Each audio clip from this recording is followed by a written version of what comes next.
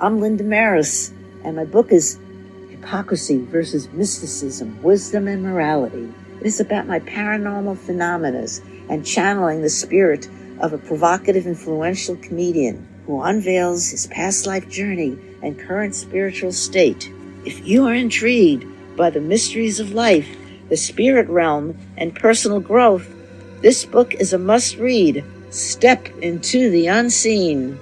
You are listening to Ghosts in the Valley with Al Cooley.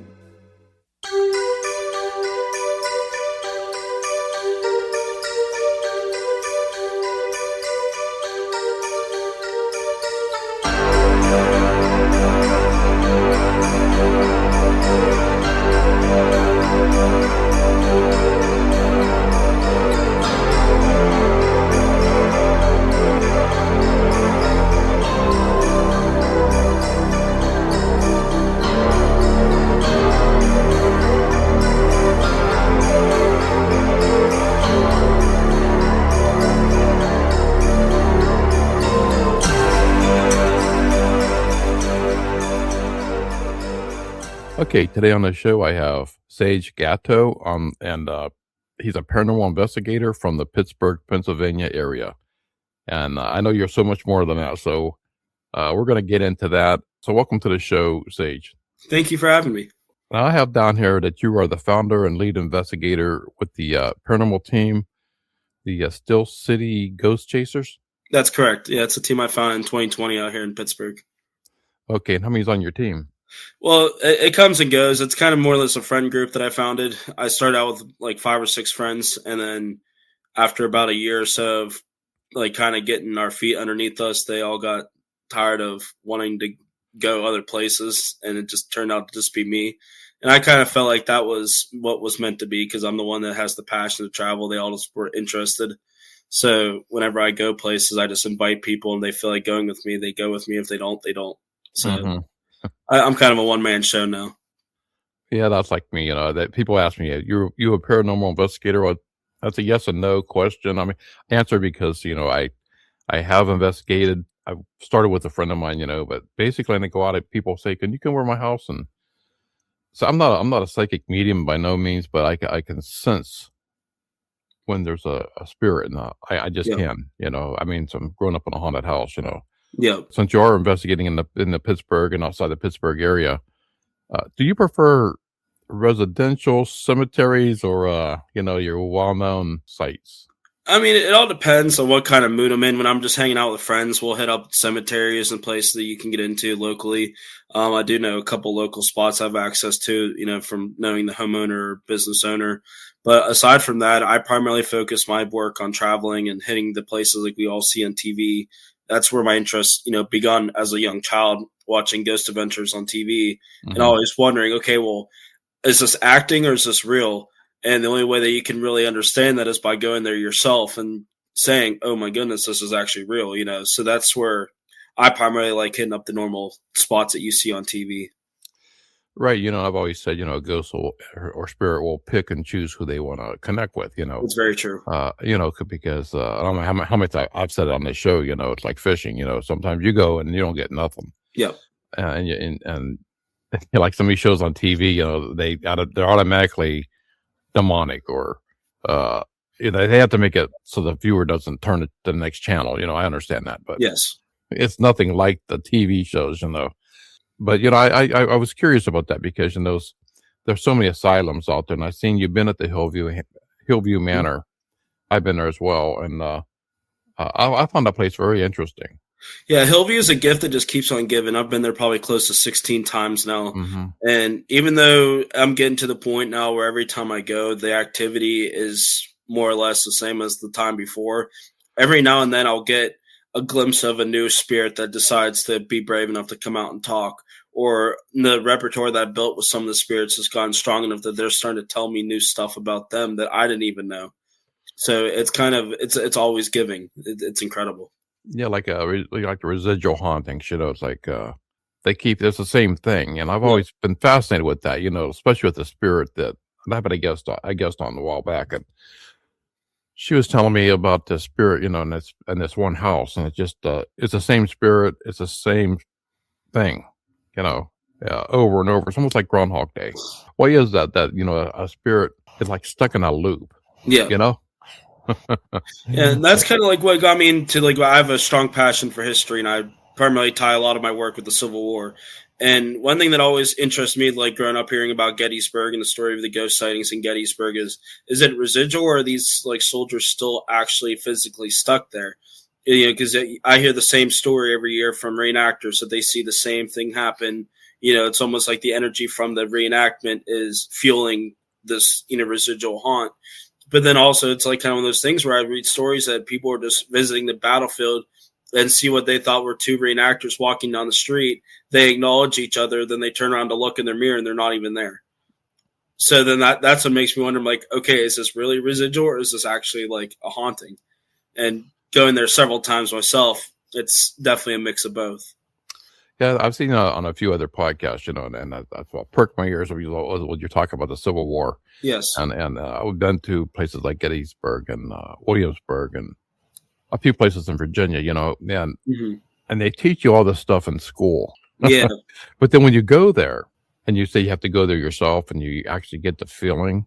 Yep. And I told that the guide that took us through the one battlefield in Gettysburg, I says, I felt more on this trip than I did my whole education, because, you know, when you're talking about these young men marching down and you know, and you talked about this before, them up on behind the rocks or on the hills, just picking them off like sitting ducks coming down to the valley, and you're up on that hill looking down. So you look, I'm thinking to myself, you know, it just hit me of these young men walking in, and usually the first one's up is the one carrying a flag or the bugle or somebody for that state, you know what I'm saying? Yeah. And so they're the first ones picked off, you know, and when you drop that flag, the guy behind you got to pick it up, you know? And it just hit me, all these kids like sitting, and kids, you know, like sitting ducks. Yeah. And I just got really emotional. I don't know why, and I'm not an emotional person. Yeah. I'm sitting there just thinking of this battlefield, of this battle going on, raging on. Yes. I get that way too. As you had said before, you know, like some of these stories that come to you lead you to some place that you weren't expecting. You know what I'm saying? Yes. That's how even like my last trip to Gettysburg was for me. I always go kind of open minded, like just wanting to explore the battlefield and just kind of let, if there's any, you know, soldiers I want to talk, let them pull me to a certain area. And it's hilarious because, like, I'll go with a certain area that I personally want to research in mind. And then I get there, then all of a sudden the energy just completely just shifts me to a different area. I'm like, okay, this is what we're focusing on this trip. And then when you get a spirit that comes to you, you know, where I could really relate to you is when you're talking about, you know, connecting with the spirit, but actually seeing them. Yes. You know, and that's how I was in this house, you know. Not only could I hear her, but I could see her, you know. It only happened like in 5 years we lived in this house twice, you know. So I was not saying I didn't have activity every single day, which we did. Yeah. But it was actually just visually seeing her. And I wish I really had the gift of communicating with her like you do. Yeah. You know, I didn't have that. I just, especially when you're a 12-year-old boy, scares the crap out of you. Yes, absolutely. And so, you know, you're scared to death when you first go in, but then by the time you're leaving that house, it's like, I'm going to miss her. It's like you get this connection to where it's really weird. So like I say, they pick and choose. I mean, I'm thinking maybe, and I called her Alice in my book, maybe she could connect with me because we're about the same age. Yeah. It just hit me when I heard you on another podcast saying how you can talk to them and how they keep coming back to you. Yep. You know.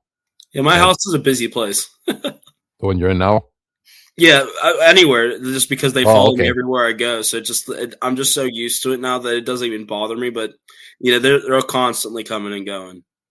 And I don't, you know, that's another thing. You know, there's people that were like yourself. Though wherever you go, they're going to be with you, or they follow you to the next house. But I wasn't like that. Mine was like a one and done. I was fascinated with a few of your stories, you know, about these certain ones that come back. You say one's really annoying. Yeah, there's a handful of that can get annoying, but it's funny because like it all started just by almost pure accident. And at first I was kind of like afraid, like, oh my God, I have something following me. But then when I started to do more and more research and like found the ins and outs of who this person was, and then 1 turned into 2, and then 2 turned into 10, and 10 turned into 100. Now we're probably close to 300 that I've talked to now.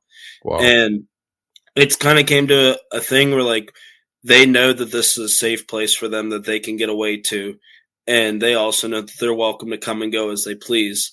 And they've kind of in themselves formed like an inner circle that stick with me daily. So I have a group of like 8 to 10 that are always around.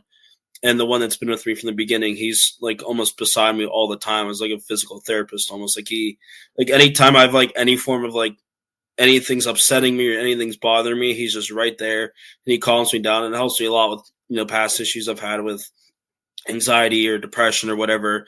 It just like, he just knows when something's bugging me and is right there and will help calm me down and like kind of get me back to where I need to be. So like in a way, it's a blessing having them around. It doesn't scare me any bit. But it's also kind of crazy knowing that there's more coming and coming and coming. And I haven't done anything in almost a year now. And yet there's still more that appear. And that just what blows my mind because like they're always going back and finding and saying, hey, if you need somewhere to go, follow us. And it just blows my mind. Like I'd never thought that I'd have that much of an impact on them. Do you know their names or? Yeah, I have a list of about 30 of their names that I've been able to research and find documentation on them being actual people, but then life got busy and got into a career and was in school, so I wasn't able to sit down and really effectively deep dive them like I used to. But it's something I really want to pick back up when I have a free weekend and just kind of it's just one a weekend, anything just to keep chipping away and finding names and understanding who they are. Yeah, it's like in the house I grew up in. I called her Alice. I wouldn't have no idea what her real name was. Yeah. But so when we first pulled up in the driveway, I seen her in the window of the home. That's the first time. Yeah. Very, very first day. And then when you go into this empty room, imagine being in a room where the room is empty and it's wooden floors. Mm-hmm. On much older home back early 1900s. And all I said was, how when you're a little kid, you like when you say something, you hear the echo in the room. Yes. So I just said, I said, hello. You hear like an echo, hello. I said, hello again. So and louder because it could really echo better. And this young girl's voice answers back, hello. With the same echo. Like, yeah. I'm thinking, okay, my sister, because she's a year younger than me. Maybe she came upstairs and she's messing with me, Hey, Carla, is that you? And she's no answer. And I says, hello. And I heard that voice again. It didn't sound like her. It's like a girl's voice. And I checked every room. She's not upstairs. I heard her downstairs. I'm like, who the heck was this, Right. And then it hit me, I seen that young girl in that window when we pulled up the driveway. Yeah. That was my first thing, Wow. So I never knew her name. I called her Alice. But my wife and I were recently doing some research on this home, trying to catch people that were living here in 1928, so I talk how far back I am now, 1928. And here, the one lady in the house, her name is Alice. Oh, wow. So now I called her Alice, so does she have a daughter named Alice? I don't know, but it's really great that you know these people's names. And would you say that they're like a guardian angel? Yeah, my first one in particular, I definitely consider him like a guardian angel too. And I as much as I pick on him as he picks on me, like it's kind of like one of those things where I know deep down like he is my guardian angel because when I need him, he's there. And more or less all of them, like the whole group that's always with me. Like when I go to pick up the house and say like I'm going on a ghost hunt or whatever, I already know that that group is going to be there. And if we need more of them for any reason to help a spirit out or help kind of like protect the group, they'll show up when needed. But like I know right then and there that I know that they're going to be there with me, and it's a good feeling because if I'm in any form of danger or anything's like feeling like walls are collapsing on you, all I have to do is to simply say I don't feel right, I'm in danger right now, and give it not even 5 seconds, and you'll literally feel that pressure just get pushed right away from you. And I know it's them getting rid of the negative energy, so I can focus and be safe at what I'm doing. I would say she was with me too my whole time because I would be not heading into danger, and I would which turned out to be danger, but then I would ignore that. How many times she was in my head saying don't go. Yeah. don't go. And I'm like, who the hell, what the hell? So I would go anyway. And that bothers me, because Yeah. so many people can come on here. Oh, I know Susie's my guardian angel, or God's my guardian angel. They know who, Yeah. and I don't know, but I appreciate whoever it is. I call her Alice. I don't know. Could be God. I don't know. Yeah, I'm a firm believer that everybody has multiple, more or less. I don't think that just one of them are like my guys. Like, I feel like at any given time, whoever's there is my guardian angel. They don't necessarily have to be there all the time, but it could be my grandma, it could be my grandpa, it could be any of them. Like, whoever's actively there with me, protecting me at that given time is my guardian angel. So it could very well be the same thing with you. If it's her, if it's a deceased loved one that was close to you that just happens to be there that moment, it could be whoever was there at that given time was your guardian angel. Any certain instance just blew your mind more than others? Yeah, it's almost every time I connect with somebody new and the dots start connecting, and I don't understand it. From an investigator standpoint, my very first time I got to meet the guys, I actually was lucky enough to be on a TV show with the Wraith Chasers. I met them at Rolling Hills Asylum in East Bethany, New York. And we were in the shadow hallway, and my ex at the time was drawn to a certain room, and I was just kind of just pacing back and forth, checking on my friends and her and whatnot, just kind of just taking the building in. And at one point, she was like, "I'm getting scared. Can you please come in?" And I was like, "Sure, like, why not?"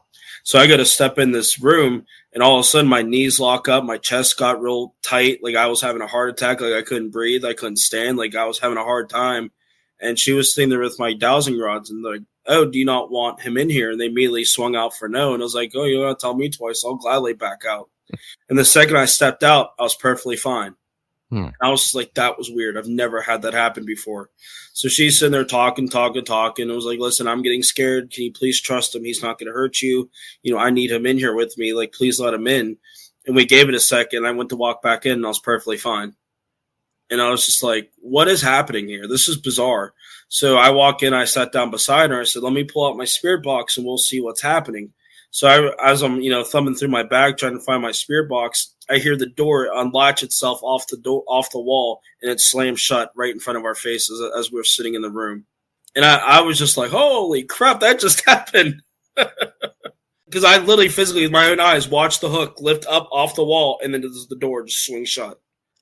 Yeah, and that's one thing, people understand. Until you see that yourself, you can talk about it, you can make special effects on a video, Yeah.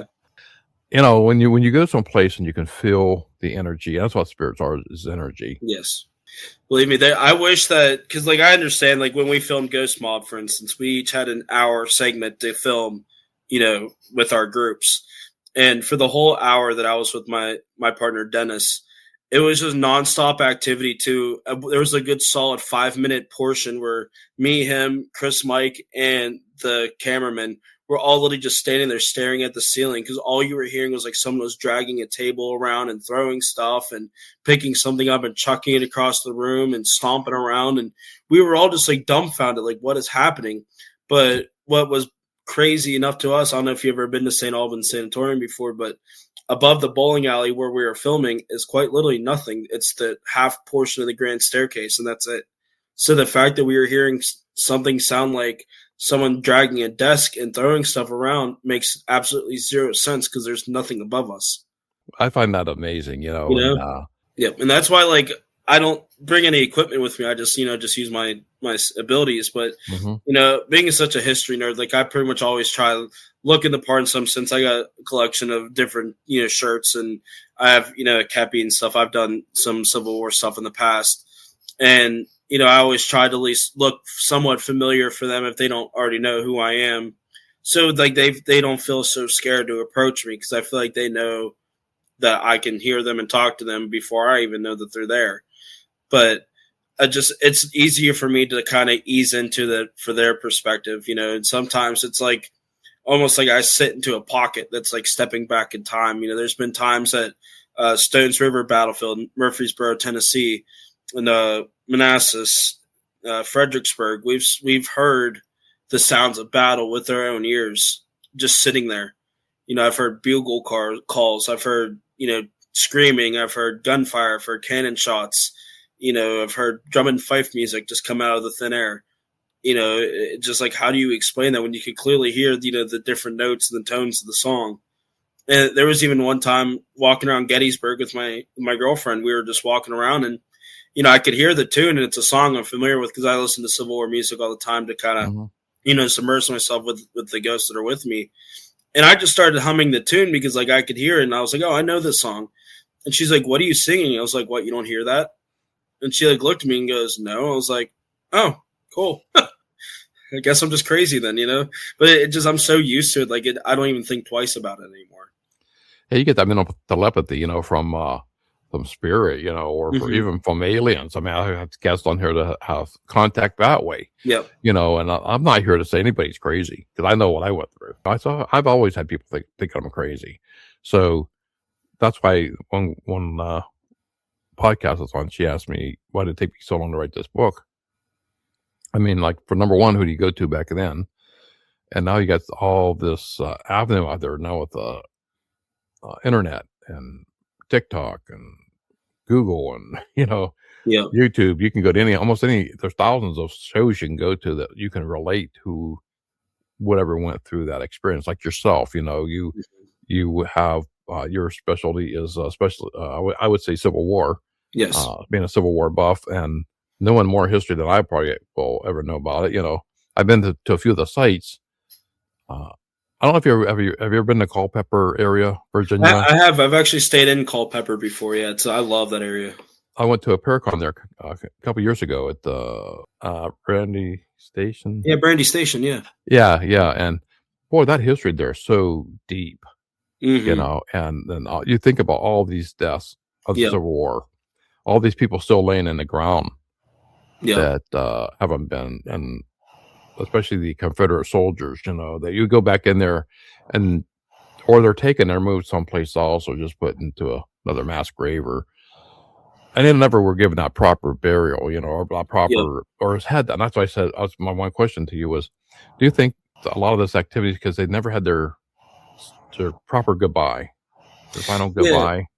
Yeah, I 100% believe in that because not every soldier I contact and meet at these battlefields come home with me. And even though it feels that way, there's times that I'll just be walking around enjoying the scenery and enjoying nature and just enjoying the battlefield as a whole.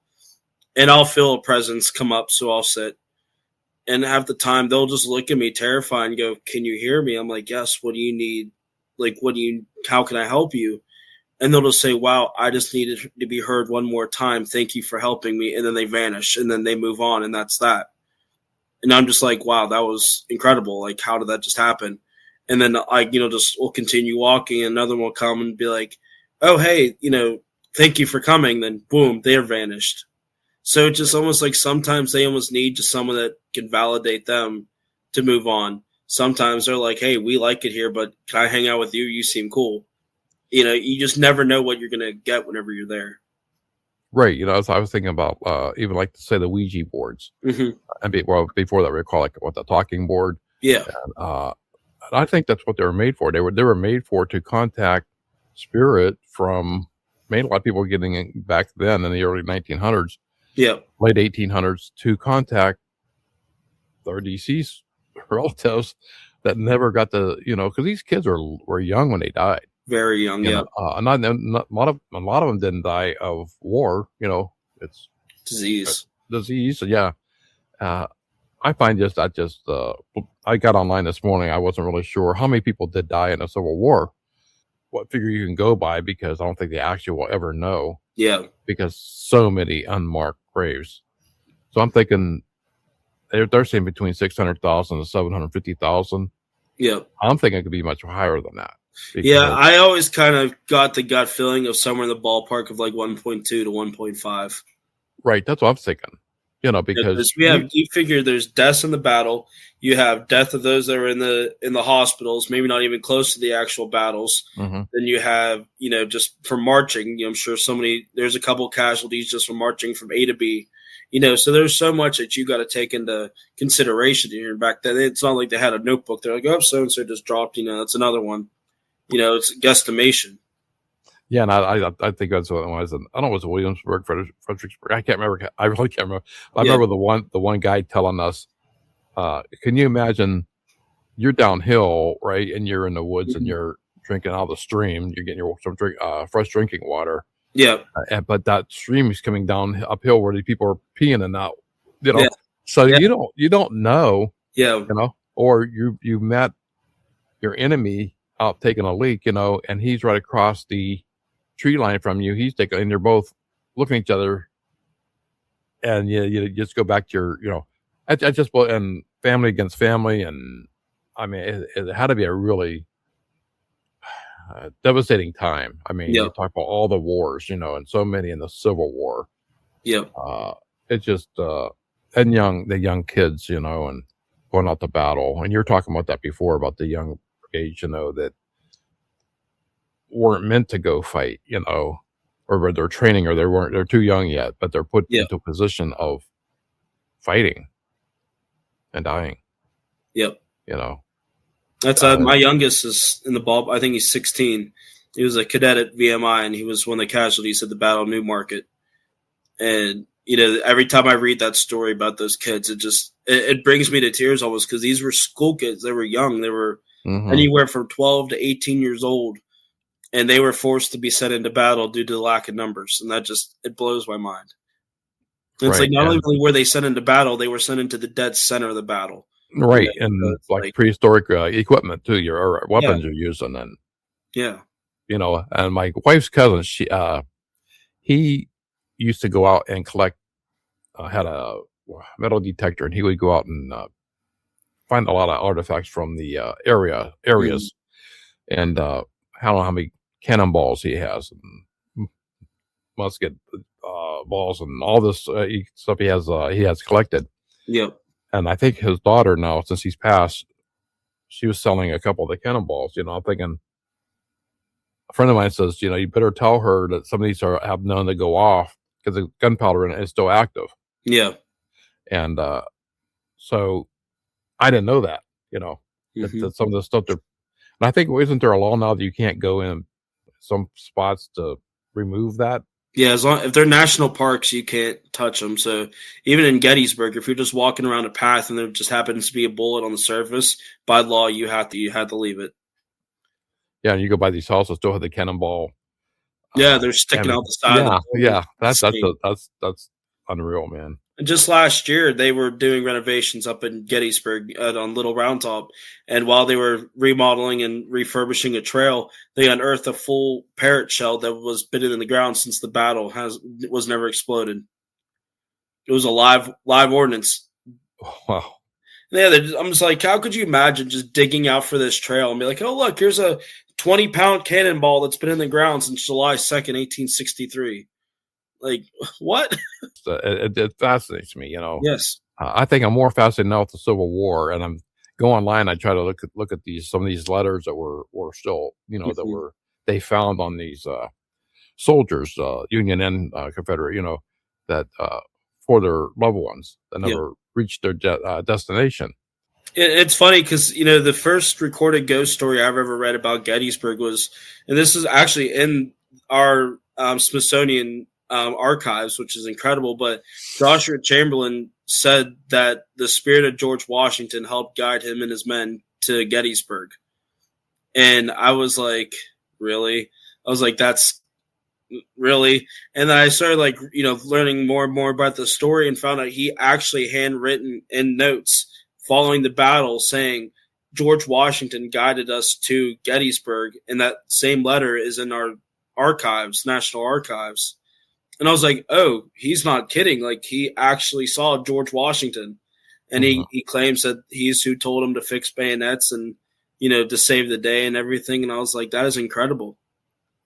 It is. I mean, I just love going to these sites, you know, and well, like I said, when I went to Brandy Station last year or 2 years ago, and that Paracon, and it's called the Fleetwood Church, you know, they're trying to save this old church, and that whole area. They're talking about how train cars used to come up behind, and there's a train track behind the church, and they would just stop there. Back in the day, though, that there's a highway, interstate that runs across the field there, but back then it was just all open. It was just woods, right? And they would just drop people off by train loads, almost like the Holocaust.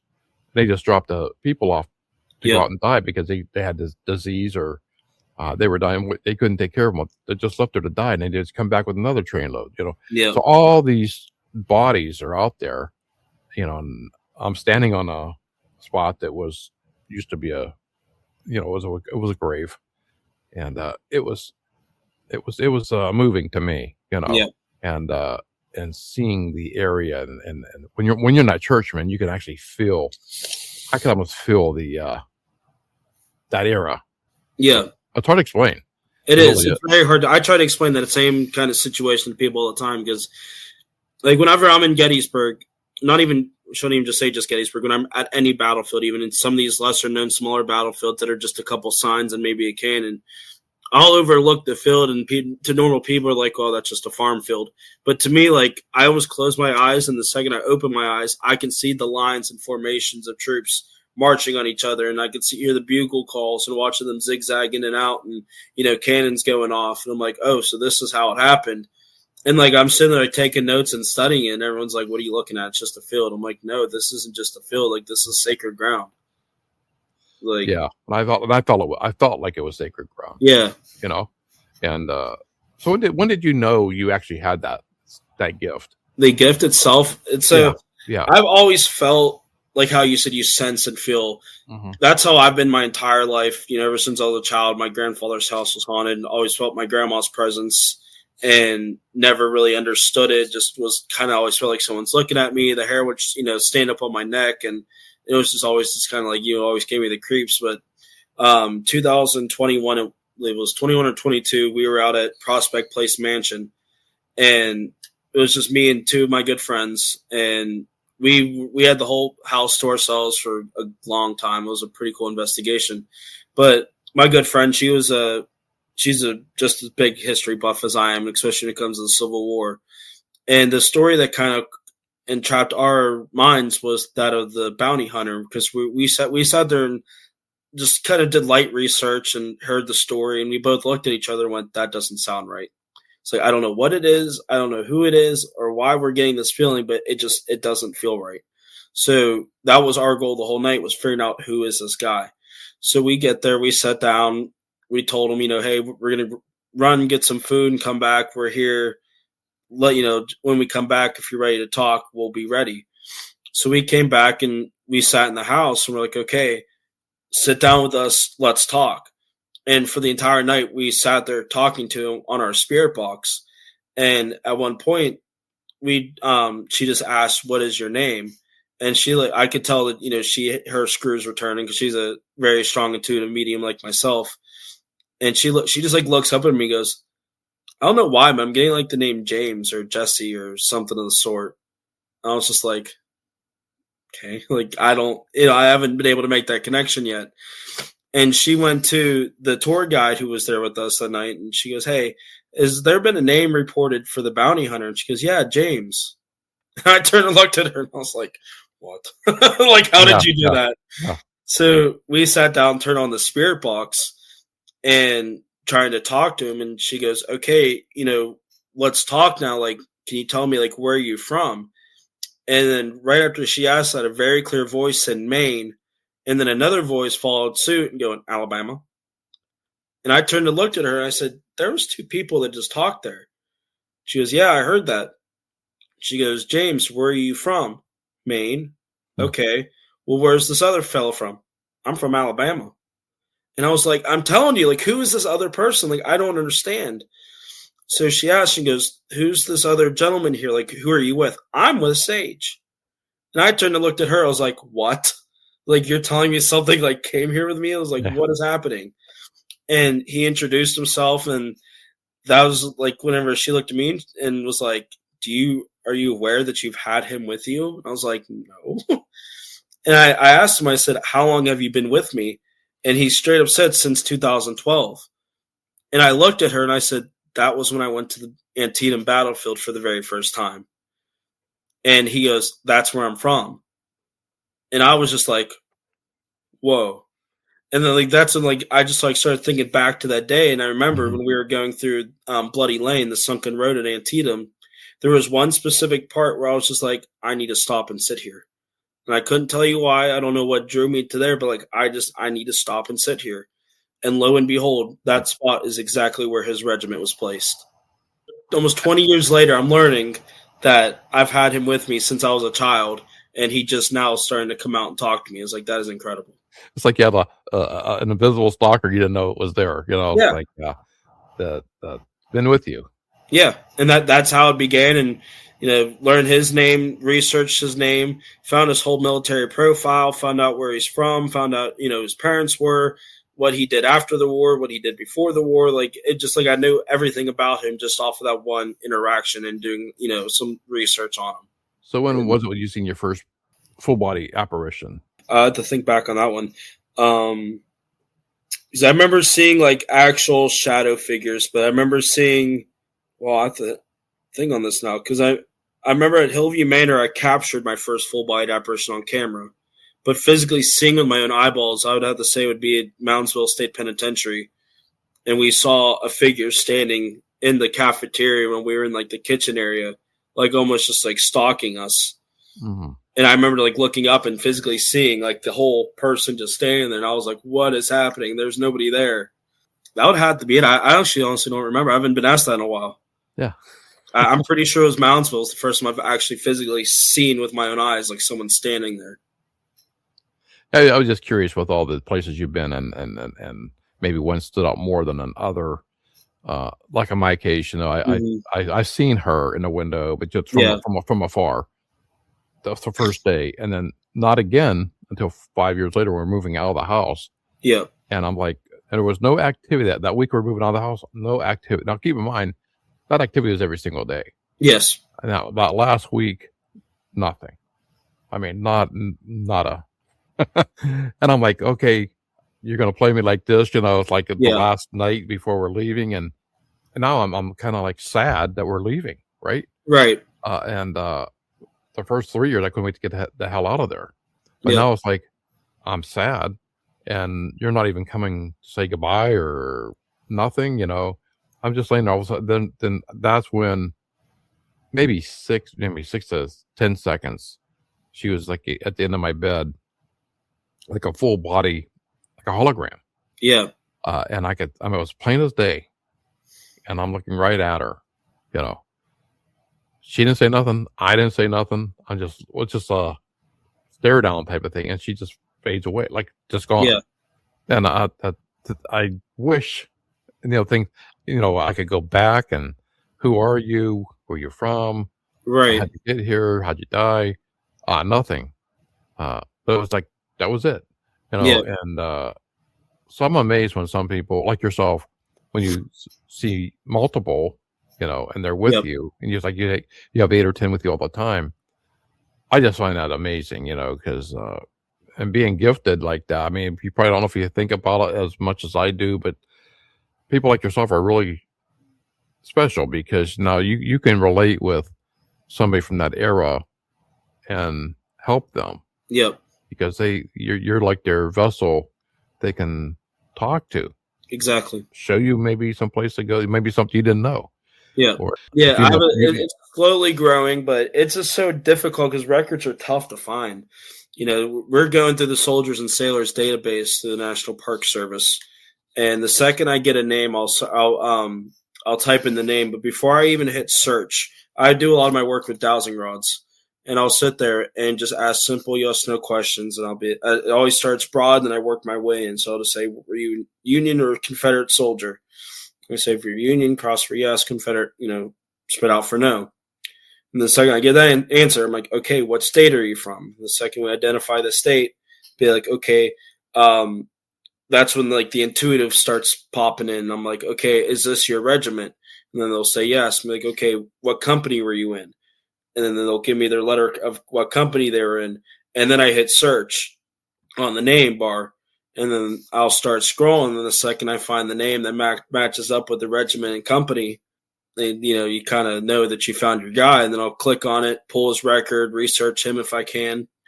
And it's kind of neat because there's one of them. And I'm surprised it's only one of them in a way, but I'm also not knowing the amount of unknowns for that time period. I actually know where one of my soldiers is buried in South Carolina. He's buried with his wife in a family in the like in regular just like county, plot. So I do plan on visiting sometime whenever I'm in South Carolina, but it's very rare that you can go all the way down to like find every little detail about them. Yeah, did he die in a war or outside the war? I mean, Jamie, my very first one, he died outside of the war. He survived the whole war and died not long after, helping rebuild the country. He actually worked at the Sloss furnaces in Birmingham, and he was actually pushed into one of the furnaces by a fellow coworker. Wow.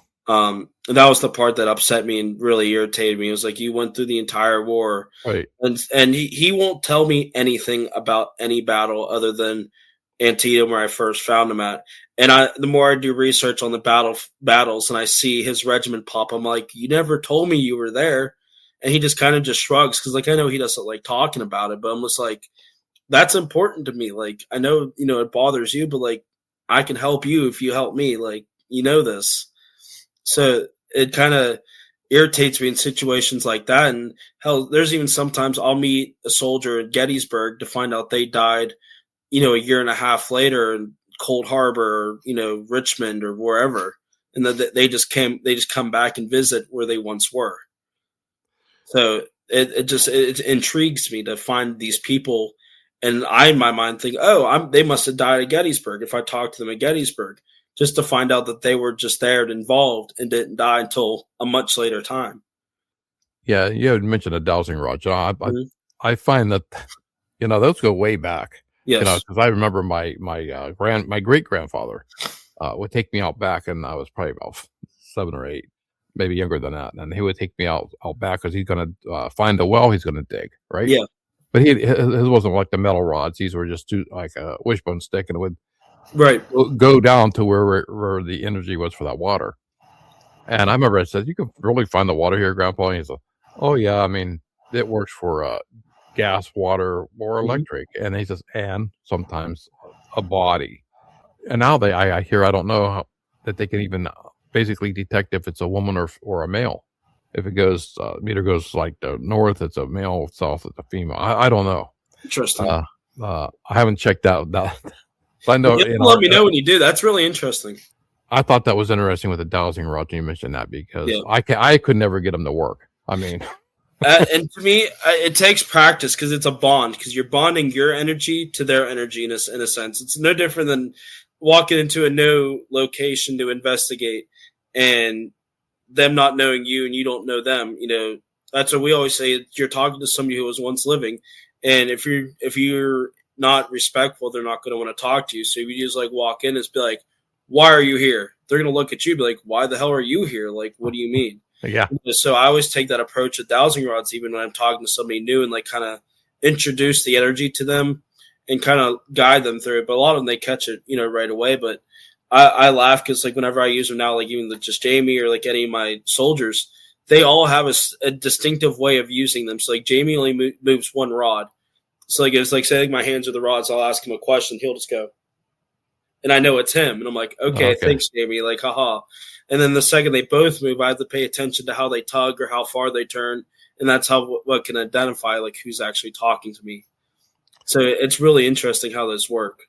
I was really surprised on how much area of Pittsburgh is actually haunted. Yes. Not until my son moved there last year.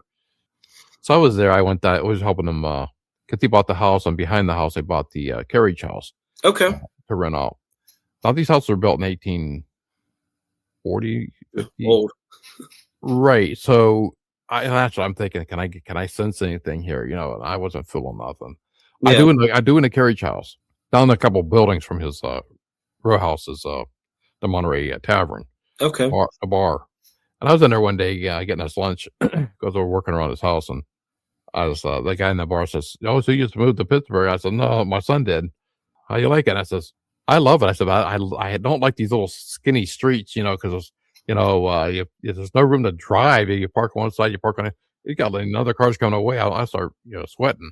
Yeah. So he says, "Well, they weren't made for automobiles." Correct. They were talking about 1850, where it was horse and buggy. Yep. And so he says, here's a little story for you, not knowing I do paranormal, right? Yeah. he says, on any given night, when it's not really packed in here and the doors are open in the summer, you can hear the horse hoofs and the carriage go by. The patrons will turn and look. Did you just hear that? And they'll look outside. There's nothing there. So he was calling that the 8:15. That's about the time every night that it would happen. But if you're going there to wait for it, to tell somebody, hey, it doesn't happen. Yeah. So I thought that was interesting. He said, and that's when he told me this whole area is polluted with activity. Yep. It says, ask your son about his houses, because I'm sure they are. Yeah. And he's only been there for about a year. So I haven't spoken to him recently on hey Mike, can I come there and investigate your house? Yeah, it's almost frustrating because there's so many places that are haunted in like the whole Pittsburgh region in general, but there's nowhere other than really Hillview that you can get into to publicly ghost hunt in our area, and it's so frustrating because there's so many historical sites and haunted locations in our area that you can't get into, and churches. Yeah. That's incredibly frustrating. Any place on your bucket list you want to go to you haven't been to yet? Waverly Hills has always been on top of my list since I was a child, but I know with places that are big and expensive that they'll happen when they happen, and I don't try pushing I don't push it. If it pops up one day that someone calls me and says, hey, would you like to plan this with me? Then I know it's time, but I try not to push the budget, but it's places like that. I'd love to go there. I'd love to get a Brushy Mountain State Pen in Tennessee. Oh yeah. There's places all over the country I'd love to go to. I want to go down to Vicksburg, Mississippi again and investigate the McRaven house. I would love to do that.